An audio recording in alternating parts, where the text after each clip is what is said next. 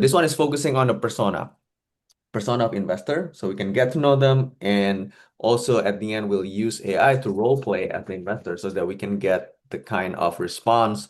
So we know what kind of response that we'll get from them. And before we continue, this program is brought to you by Stifel. And Jonathan here representing Stifel, going to Yeah. tell a little bit about Stifel. Yeah, sure. Stifel is one of the largest banks in the US. We're diversified, sort of verticalized, full stack financial institution. So we have an investment bank, which is especially famous. We also are one of the largest wealth managers in the United States. We have almost $500 billion under management. Um, I work actually at our venture bank, so that's kind of like who's sponsoring this.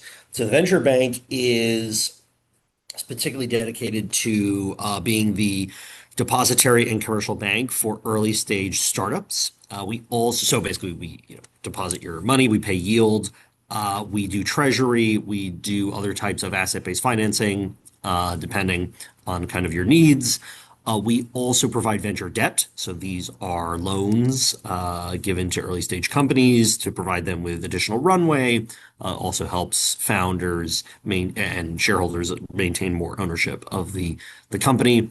We also are the bank for venture capital firms. We have several hundred of them as clients where they deposit their funds. We also do some complex financial products for them, things like lending against the actual fund. Yeah, I think what makes us unique, of course, there are other banks that do what we do. Silicon Valley Bank is one of the better known ones, and a few other commercial banks also play in this space. I think like what we do that's definitely a little different, is we're much more kind of interpersonal. So every startup that banks with us has a dedicated sort of human relationship manager, who works with them, someone like me. Um, and yeah, I think that definitely isn't always for everyone, but I think for the particular client set that we work with, particularly startups that are kind of in that like early growth phase, so maybe they raise their Series A, but they are kind of looking for a little bit more strategic guidance going forward, both on fundraising and how to deal with kind of the venture ecosystem as you get more mature. That's definitely something that I think we specialize in. So yeah, that's us. Real quick on me. I was a scientist originally. I spent 7 years as an early stage VC, mostly in deep tech. So investing in things like semiconductors, space, simulation technologies, this sort of thing.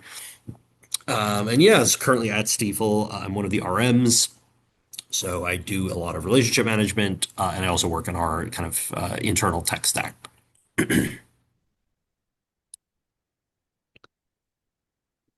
All right. Thank you, Jonathan. I love having Cheers. Jonathan co-host this because of his uh, knowledge and experience coming from the VC world. Could add some color to this. All right. A little bit about me. I've been doing this education thing, like coaching startups for a while now, over 9 years and more than 200 startup coach, work with like a couple different accelerators and bunch of like other startups in the past. And also I came from the UX and product background, been doing that for more than 20 years. I used to work as a UX lead for The Economist, before that Yahoo Finance, and many other companies. The learning objective for this is by the end of this workshop, this webinar, you'll learn how to use these different tools, Perplexity, Gemini, Claude for investor research, create detailed investor persona. So we, based on that research, using publicly available data to transform the persona into the effective system prompts for AI role play. And then from there, we could actually use it to assess a pitch deck as if that investor is assessing it. The agenda is we just covered the introduction, and then we're going to talk about the overview of pitching challenges and reality, and then different activities. It's going to be packed with activities. As you know, my other webinar workshop is going to be a lot of demos, very hands-on kind of thing. Activities AI powered. So we do the research first, collecting the data using different tools, using Perplexity and Gemini. They're very good at that. And then based on that, we're going to build the investor persona. I'm going to give you the prompts, don't worry. And then from there, we're going to create the persona to turn it into a system prompt, I'm sorry, in Claude so that we can reuse it in the role play and then we can QA in the end if you have any questions and next steps.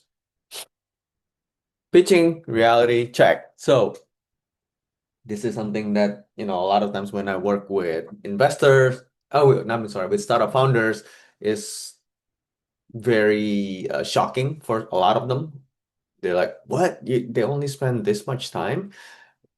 And, this is something that I like to have Jonathan to chime in on because like he actually spent time reviewing these kind of things, deals in the past. So he could like share with us the reality. Jonathan, would you mind like telling Yeah, us? yeah, yeah. Sure.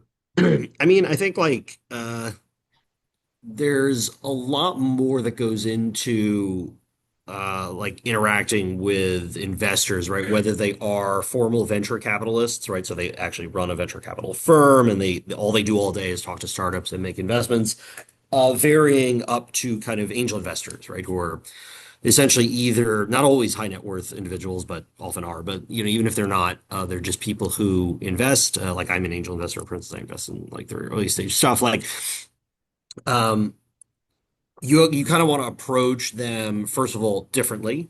But I think that what we're kind of getting at here, where we say it's like 2 minutes per pitch deck, is kind of this idea that understanding that you are a line in somebody else's database, right? You're a line in someone's CRM. So if you see if they run CRM, and they have a massive list typically, and I mean like thousands of other companies, and you're one of those lines, right? It's going to have the name of your company, your name, your email, and maybe some notes, right? So it's kind of like I think that that is what I have found working with many, many founders over the years is that's just something that doesn't always enter their consciousness, right? Because you're building your company, you're doing all kinds of super complicated stuff. You've got thousands of emails. You maybe have 10 people reporting to you, right? Or more. So it's kind of like the last thing you're really thinking about is like, well, what is the VC doing over in his WeWork office, right? Like, so I think it's just a way to invert the understanding. So it's like step out of your whatever you're doing, think about what they're doing, okay? And what they're doing is they're sitting there again looking at a spreadsheet or a CRM. And it's got thousands of companies on it. They're going to invest in less than a tenth of 1%, right, of that whole list. Because most funds will invest in just a few companies a year typically. Some of your like very active seed funds may do maybe 20 a year. That would be on the high end that I could think of. So it's kind of like, right, just statistically, already things aren't looking good for you, right? And I'm not saying that to discourage people, it's just reality. Most founders find this out really quickly, by the way, usually the hard way.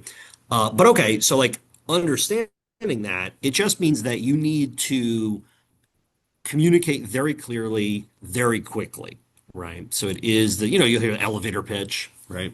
Okay.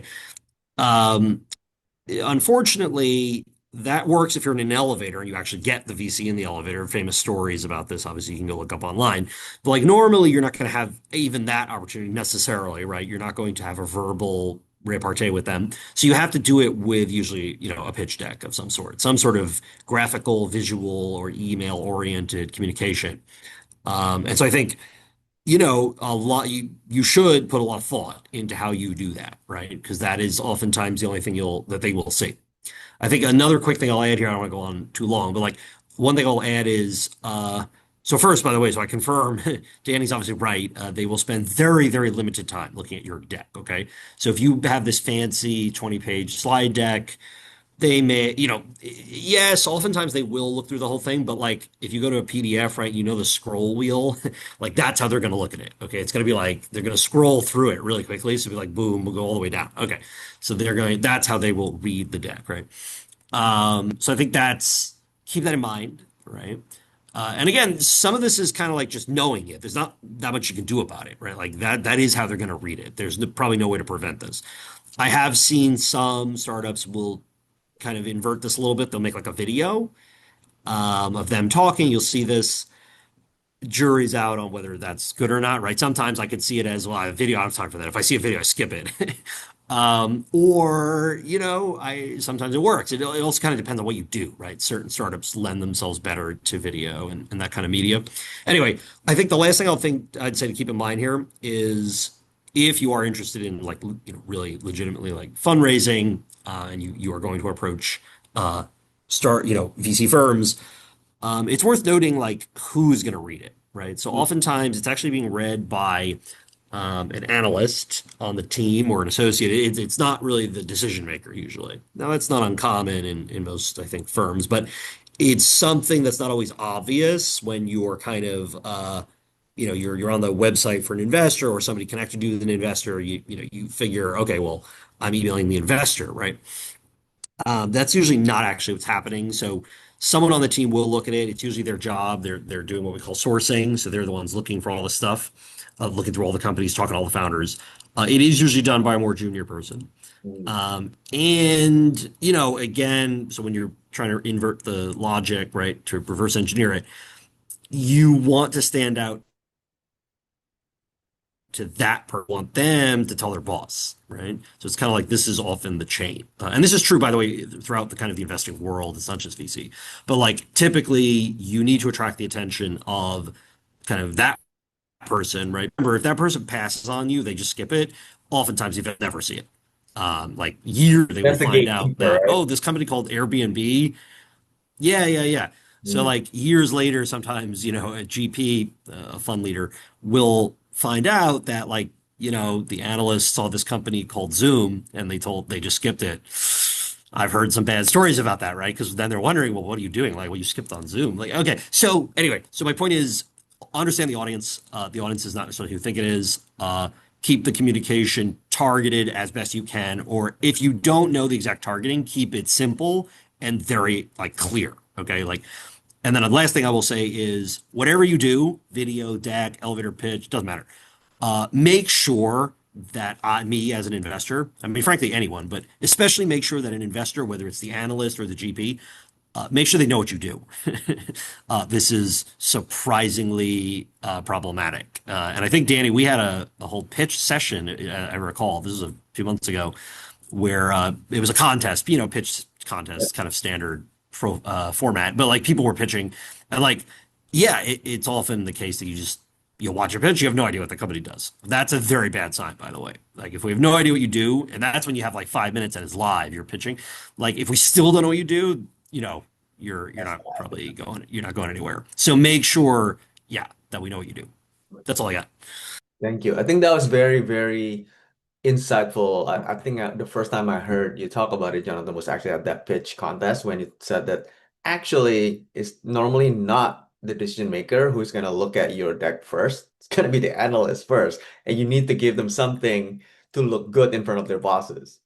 Yeah, and I think that's actually exactly right. It's maybe not something I would say like, to like if I was at like a VC conference maybe. But it is just reality, right? Like, look, having worked in years as an investor, if I started a company and I was pitching, these are the things I would do, right? Like, this is what I would care about, knowing what they're doing on their side, right? And yeah, I think like making it easy for them, as you say, it's not just yeah, looking good for the boss, but like I would unpack that a little. It's kind of like you Hmm. want to give them something where advocating for you makes sense, number one. And then Hmm. number two, you also, of course, want to interest that person, right? Because they're looking at just hundreds and hundreds of companies. And we're talking, by the way, of the kind of pre-seed, seed stage. That's where I worked. When things get later, it's a little different, right? But Yep. for the most part, I'm imagining most of the companies that come to our webinars are pre-seed or seed. So, yeah, you want to make it kind of interesting for them, right? Yes, unfortunately, at the end of the day, like you do want to stand out, right? It's one of those tough things because we know it. Yes, of course, it's hard, but if you can do it, and again, as I said, all of that sounds kind of uh, depressing maybe. It's like, what am I going to do? I'm a line in a CRM. Like, I'm never going to. Okay. I would say that default to the position of making everything you do very straightforward and easy to understand. Okay. Because a lot of times, frankly, that is how you stand out. Is like, we know what you do. I got it, within seconds, and then the rest is, sales. We're just gonna figure it out. Like if I really want to invest, I will, and if you can convince me, all the better. But most of the time, I just see this hard funnel where actually nobody really understood what you were talking about. And of course, they won't always say that, right? That's another big problem. You don't always get that feedback because it's a little hostile, impolite, and oftentimes people just don't care, right? You again, as I said, you're not always going to have them in front of you. You're a deck communicating with me. So if I don't know what your deck looks like, it's no harm for me. I just delete it. Right. But the problem is you never got feedback that nobody knows what that deck means. Anyway, Thank you, Jonathan. Yep. So that the focus of this is addressing what Jonathan mentioned, which is we want to know who's on the other end. We want to think about that person who's going to review this, right? To make it as easy as possible for them to basically say yes to us. So the reason why most pitches fail are two things, the content and the preparation, right? So the content is generic messaging that doesn't resonate. People just like, ah, yeah, yeah, yeah, yeah. And then missing investor specific value props, it doesn't resonate with them. And unprepared for their concerns, not addressing their concerns. And the preparation side, it's not specific enough, like of investor research, not understanding of their thesis. So we're pitching the wrong thing, and poor question anticipation. So first, we're going to start with, I'm going to do a demo of, let's say we're trying to approach this person. This is one of the investor I worked with in the past. So he was like a startup founder when I worked with him. So this is his LinkedIn profile, right? So what we're gonna do is we're going to use Gemini and Perplexity to do research on this person, right? As to collect as much data as possible of his uh, past investment, so we can get a sense of his thesis, investment history and patterns, and decision-making insights.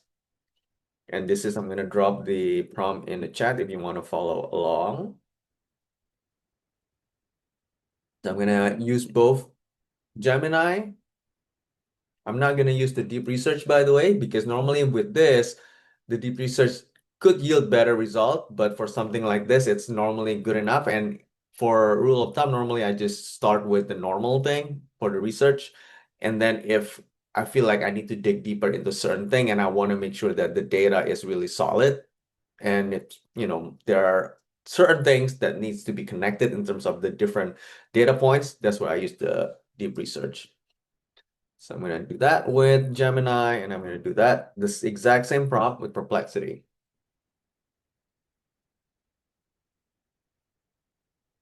Oh, I forgot to attach the profile, sorry. So I'm going to stop this. So instead of continuing, just, I'm going to cancel the deep research, new chat. So instead of going to the LinkedIn page and actually scraping it, which like LinkedIn normally block, I just took a screenshot of that same LinkedIn profile, which is this.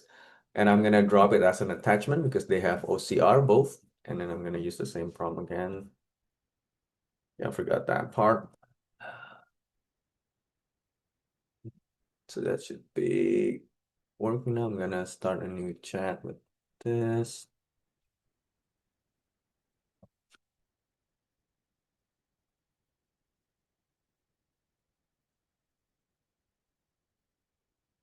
Some of these AIs have the tool to go to the website. Actually, something like this, which is what I'm using. This is Perplexity Comet. It has an assistant that could read it. So this is an agentic thing, but we'll cover this in the next workshop. Because that's part of the thing we're gonna cover, not in this one.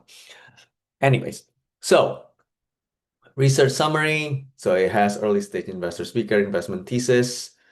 So normally what I do, kind of like what Jonathan mentioned about how investor use the PDF, just scroll up and like down really quickly.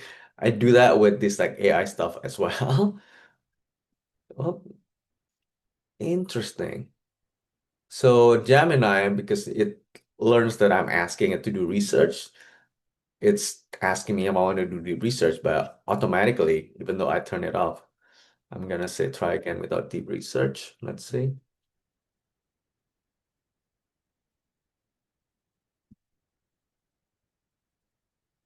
Okay, so I would start with the summary first, right? And then I go up to see the details. So the summary says highlight founder commit vertical specific and early. Okay. So that's what he wants to see, the founder commitment and vertical specialization. and then be ready for your unique data advantage. So data advantage is important for him, especially if it applies in a crowded area. Now, okay, make sure of that. Favor practical, actionable metrics and robust alerting for key business outcomes. All right, so we can potentially go a little deeper in this one.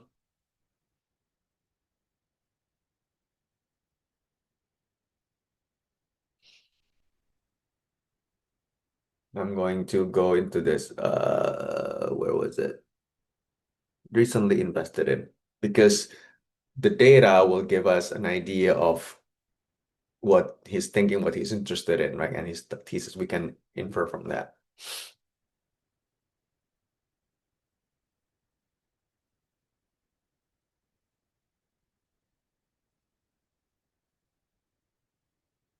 Let's see what Gemini gives us.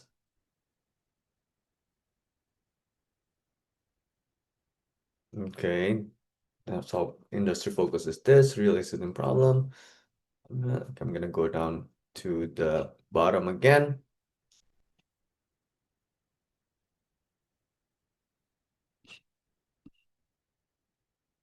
Focus on founders. Yep, that's like his thing. Commitment. Again, we see that before.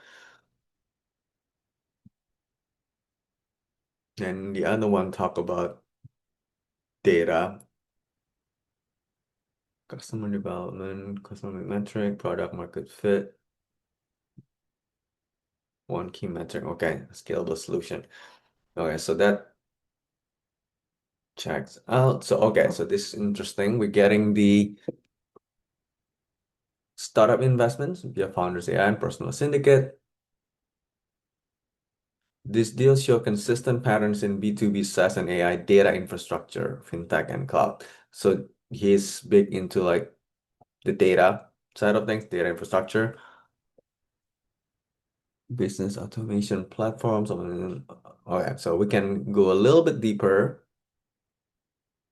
Let's see, like this is what's great about Perplexity, by the way. Some of these related questions are actually very helpful a lot of times versus using Gemini, as you can see.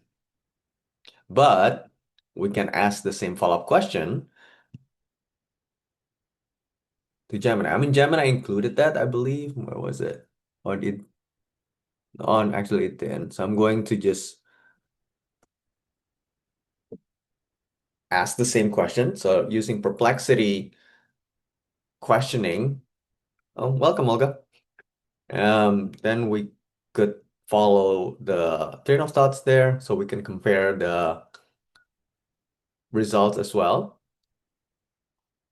Friendly Data was the company that he founded before that I coached him at. Consistent with B2B, and then okay. So let's see what Gemini gives us. Narrative BI, founders and programmer recent activity, active loop, Archeon, Gapify, predictive news, credible insight, tractor DuckDuckGo. So Gapify, active loop. Okay. So it's showing us the same result. And from here, I want to also get a sense of his communication style from his writing so that we can create the language and behavioral profile so we know how to communicate with him effectively. So this is the prompt. I'm going to give it to you if you want to try it. It's a follow-up. Based on recent content, past 2 years, created by him on social media and his writing, create lab profile. Lab profile is language and behavior profile based on the other NLP, not natural language processing, but neuro linguistic programming, basically essentially about how the subconscious mind works. That's from like psychology, and gonna run it. Gonna do the same here. Let's see if they match up. So the reason why I'm doing both is to make sure that they both check each other's work, essentially.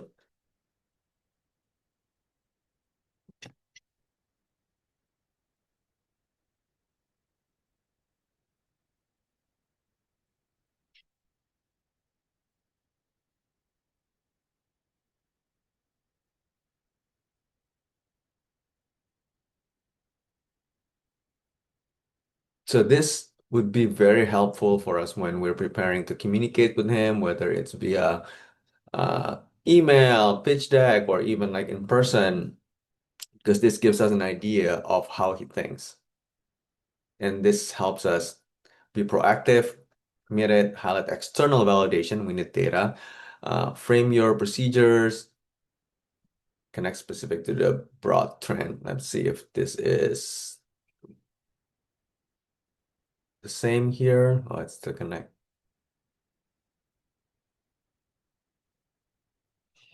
Again, proactive, right? And then where is that? Framing a procedure, highlight external validation. Let's see if it felt the external validation is here as well. Yeah, procedural, we saw the external frame of reference. Yep. So this checks out. So the next thing is from here, we're going to create a persona and from there a system prompt.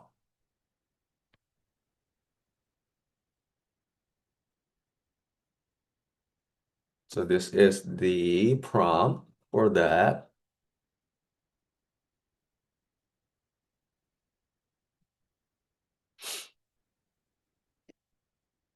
So organize the research findings, right? And then map decision-making style, note the communications preferences, document red flags, concerns, and all that will go into we're gonna use that for project knowledge and system prompt so that we can have the AI role play as Michael. Then we're going to give that AI Michael a pitch deck and hear his thoughts on that. That way we can actually use that uh, project. I'm going to use Claude for that as a way to test our communication and refine it before we approach this person.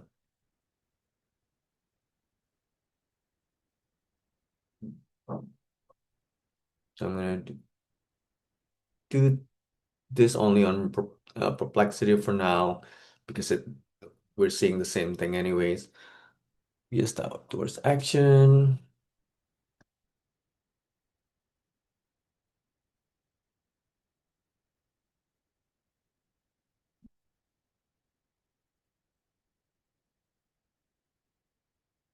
Okay, so this is the system prompt, and these are like the project knowledge part. So I'm gonna copy over these things when it's done to Claude so we can use that.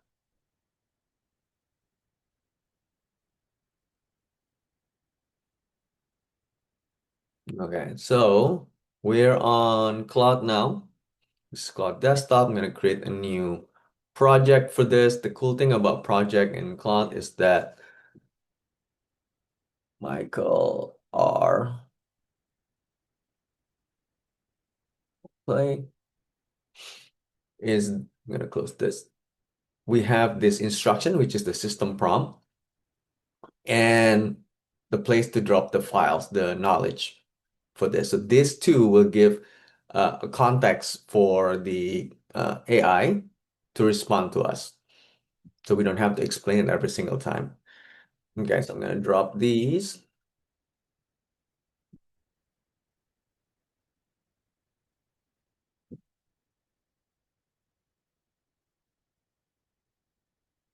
into the files.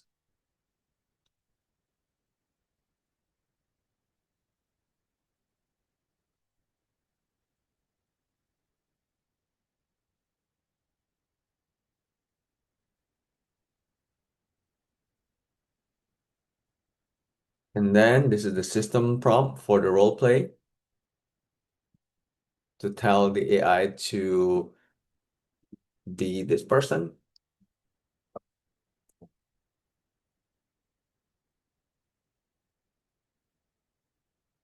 I'm going to copy it over the instruction.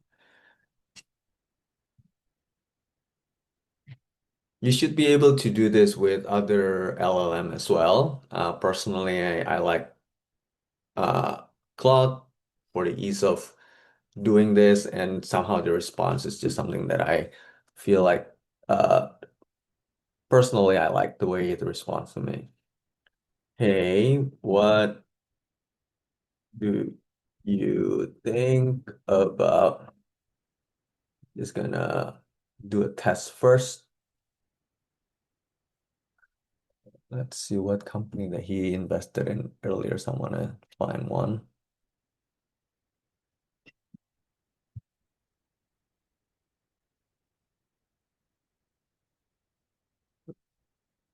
This one.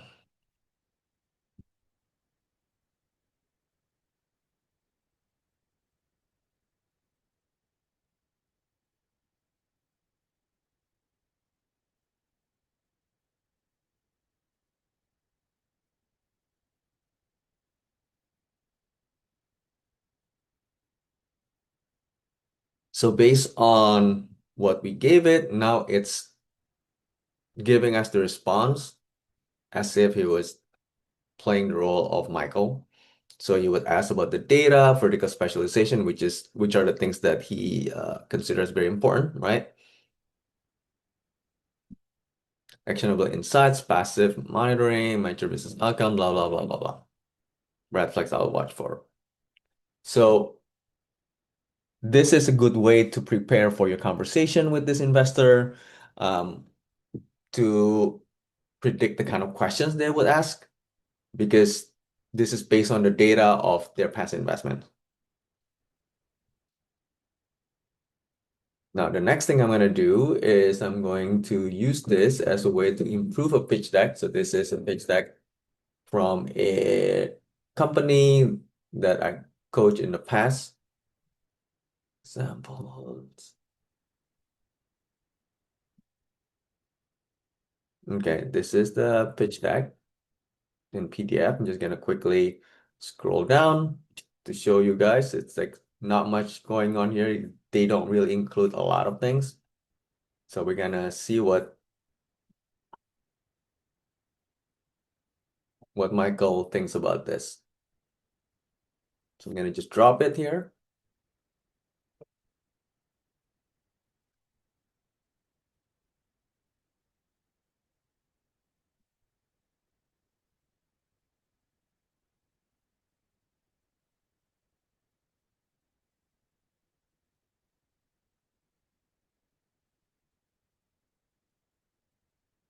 Okay, so I'm going to give it this.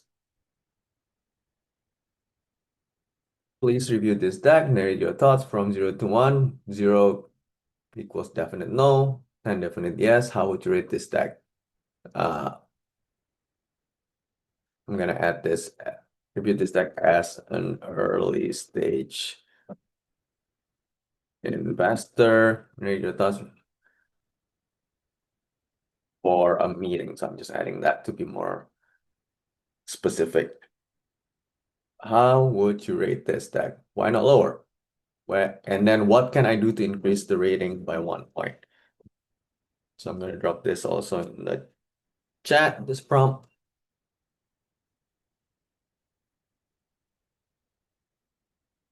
and see what he says.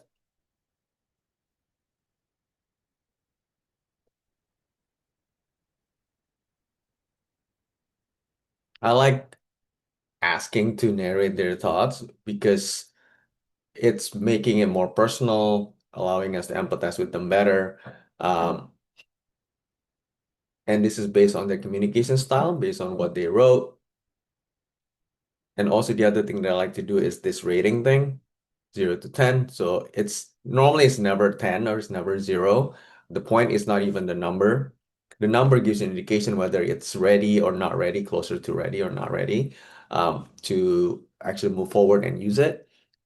But like in this case, it's 4, it's pretty low, right? So you probably wouldn't use this. You need to do a lot more work to actually fix it up. But the more important thing is really how, what can I do to increase the rating by 1 point, right? So if we keep doing that, we can iterate and get it closer and closer to the place where it's ready. And the other thing, oh, I also asked why not lower? So I want to know what's working as well, not just looking for criticism of what's not working. I also want to know what's working so I can keep them. Why I'm at 4, not lower. Team has some credibility. real traction exists, then companies using it is based on the data. And sometimes if it feels vague, you need to ask it. So what's real traction? Cite the data or the source. The problem is real. Like for example, right? So I'm gonna follow up on this. How do you know the problem is real? Da, da, da.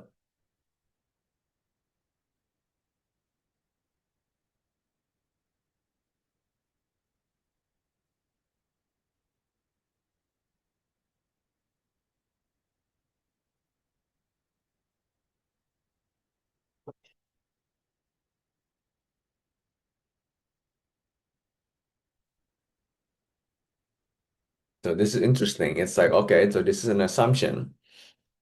No voice of customer. So this is something that we may want to add because he's data driven, right? Especially for the problem validation.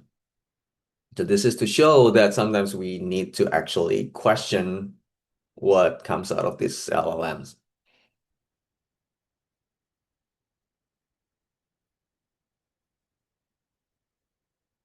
And what's helpful here is that it's showing us what would convince him the problem is real.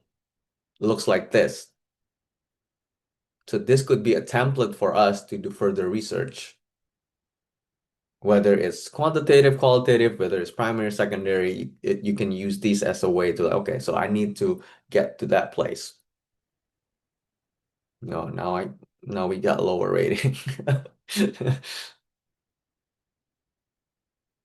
So I would move him back to 4 or 5, show me problem evidence, the bigger lesson here, blah, blah, blah. Okay.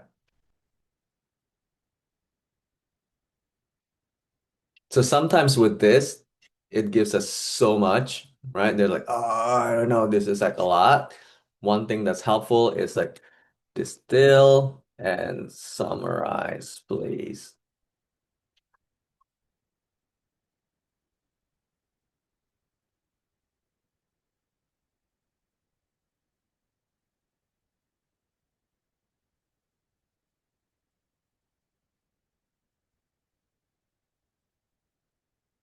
So this way is way more digestible. What's good about this is that it allows us to just, okay, quickly consume this and then potentially zoom in into one of these things.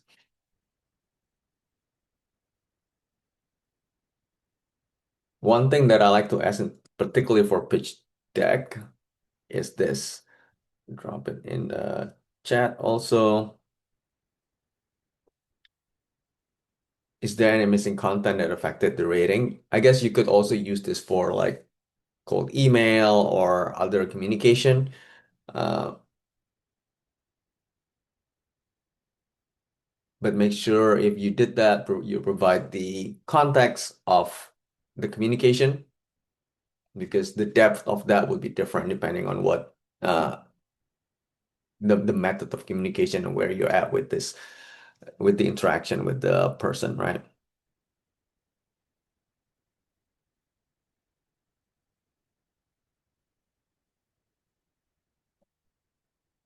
Mm. So these are more questions that we need to be ready to answer, essentially. And this is useful how these missing pieces affect risk assessment.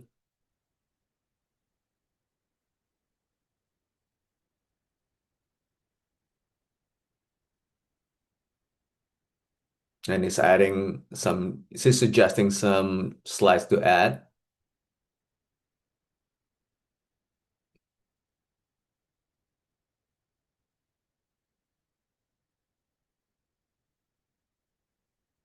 Okay, so with that, any questions? I noticed that you switched from Gemini to Cloud Hmm. as opposed to just continue with Gemini. Is there Hmm. any specific advantage using Cloud in order to do the second part of in order to review your pitch deck? Yeah, good Or are question. you just doing this as an example that you could do it in multiple LLM? The in different LLMs, they do it differently, but the general capabilities are typically the same. I know that Gemini has something I think called, where is it? Gems, these things. I think this is similar to that. So you create something like that. Or like in ChatGPT, it's called custom GPT, I believe. The reason why I use Claude is because I'm used to it, to be honest with you, and I like the output that it gives me. And this has been working out for me using the instruction and knowledge base here. And here, if you go forward with like the next thing, you can just like say that I'm creating an email communication to Michael. This is my email draft, right? So that could be a separate chat. And then you can do another one chat. So this is just like almost like you have uh, an AI Michael that you can talk to here. And but they all have very similar thing. It's just the setup that in Claude and response just for me it works best. Okay, great. Thank you. Mhm. Yeah, the big picture so is really you need the system prompt and the knowledge base. And then you can just chat using those two as the contacts. Any other questions?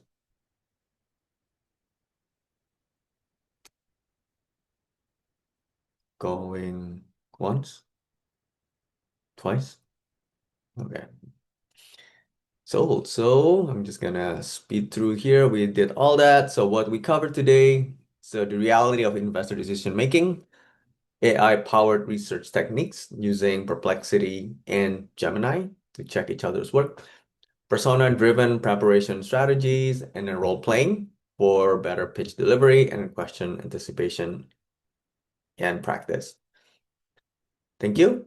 And we got upcoming workshop, another webinar on Tuesday, November 11th, and then in person in New York, November 19th, for like the more like AI-driven research, like a deeper research.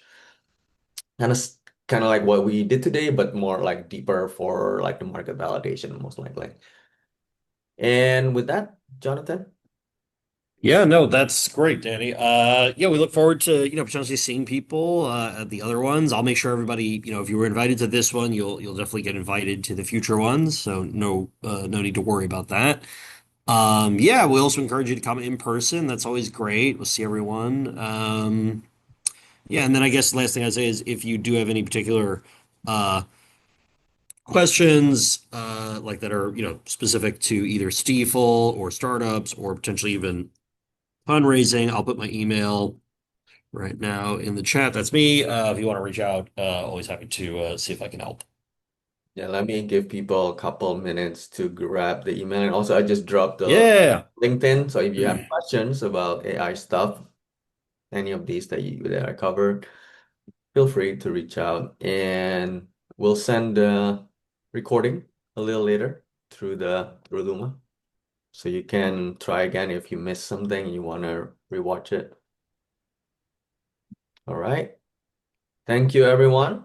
I'm going No. to close the webinar in five, four, Thanks, Danny. three, two, one. Thanks, everyone.